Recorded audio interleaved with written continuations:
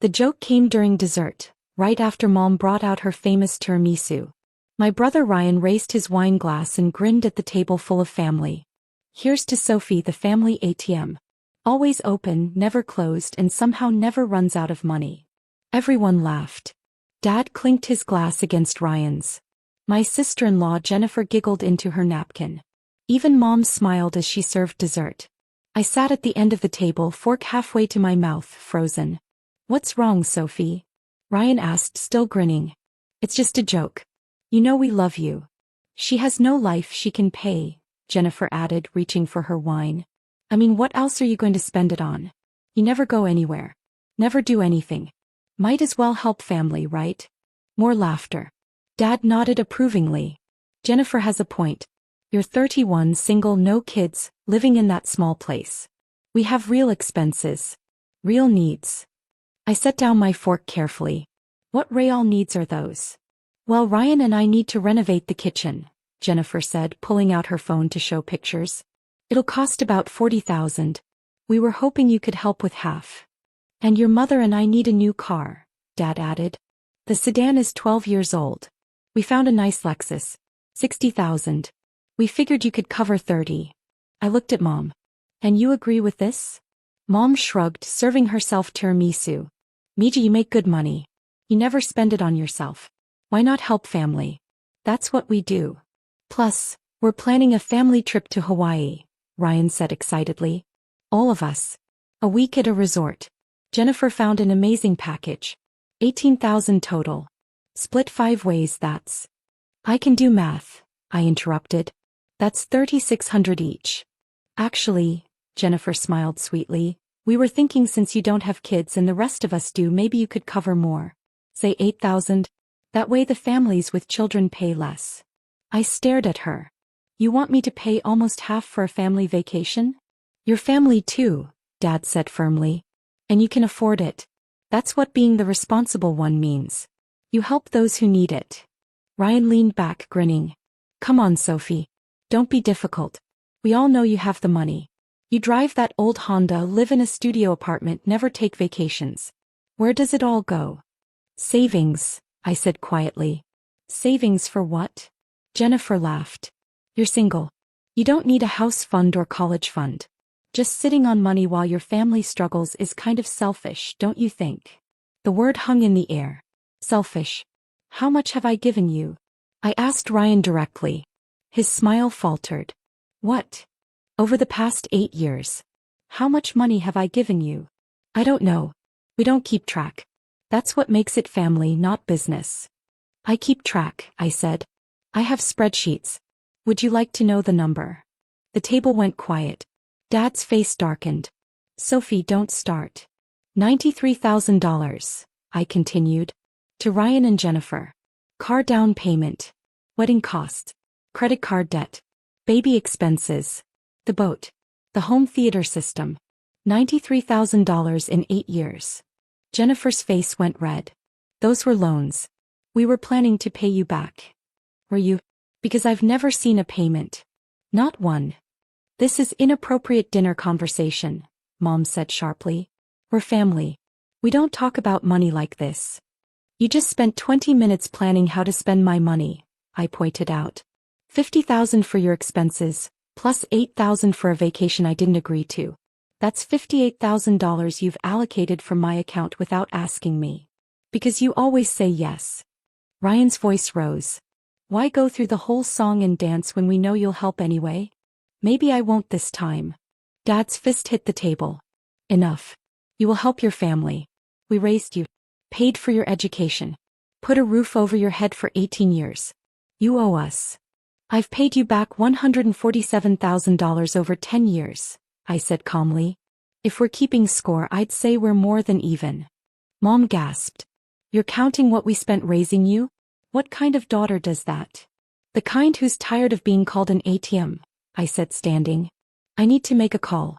"Excuse me." I walked to the backyard and dialed my accountant's number. Marcus picked up on the second ring. "Sophie? Everything okay?" "They're doing it again. Planning my finances for me. I need you to prepare the documentation we discussed." "Are you sure?" Once we do this, there's no going back. I thought about Ryan's joke. The laughter. The casual way they'd allocated $58,000 of my money. The word, selfish, for wanting to keep my own savings. I'm sure. How fast can you put it together? I can have everything ready by tomorrow afternoon.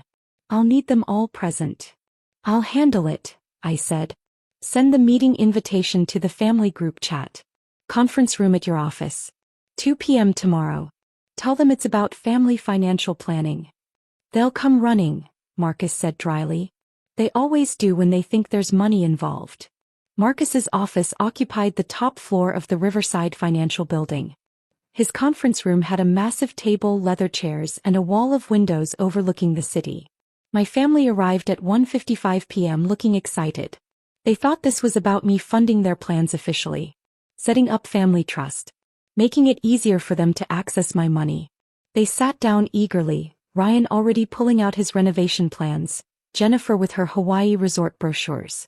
Marcus entered in his sharp suit, carrying an accordion file thick with documents. He set it on the table with a heavy thud.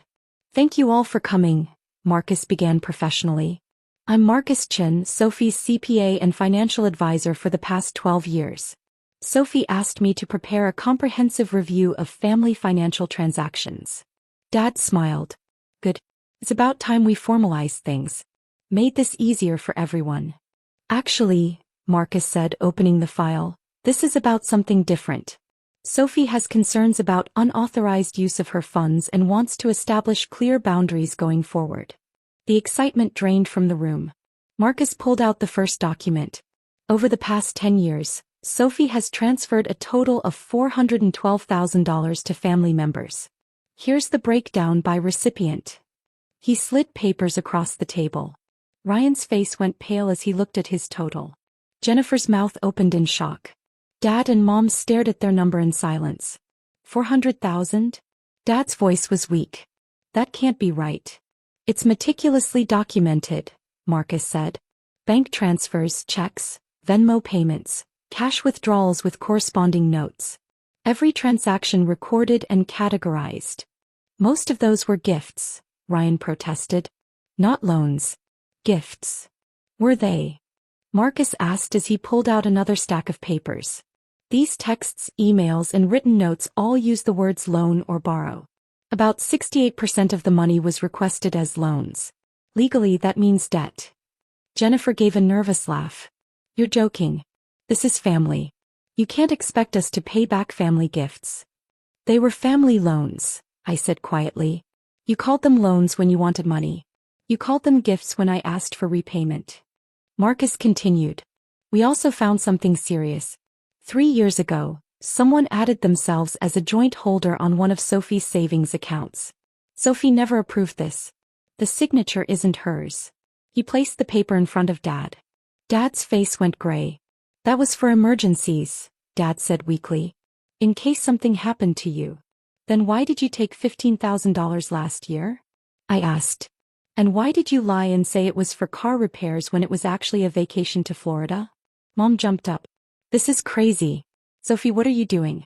We're your family. Sit down, Mrs. Torres, Marcus said firmly. We're not done. He pulled out more documents. Bank fraud is a federal crime. Forging signatures is a felony. Accessing accounts without permission can lead to fines and even prison. The room went silent. But Sophie wants to solve this peacefully, Marcus continued. On one condition. Ryan swallowed. What condition? I opened my folder. You repay the money you borrowed. Every dollar. You can use a payment plan. And you must sign an agreement giving up all access to my financial information and promising not to ask me for money again. Repay it. Jennifer cried. How are we supposed to find $93,000? The same way I earned it, I said calmly.